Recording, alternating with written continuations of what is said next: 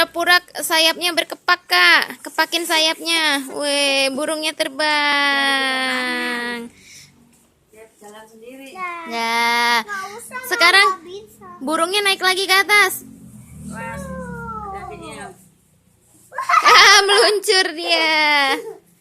Kalau burung terbang pakai apa, Kak? Sayap. Sayap ya. Sayapnya diem aja atau ngepak sih sebenarnya? Kalau lagi ngepak ya. Dia bisa muter balik pun terbangnya. Syuuu. Kalau misalkan sayapnya tidak berkepak, kira-kira dia jatuh atau bisa tetap terbang? Jatuh. Jatuh. Iya, betul sekali. Coba Kakak tiruin gerakan burung terbang. Gimana? Gimana? Bisa. Sayapnya ngepak dua-duanya. Awas, Sofi. Iya. Awas.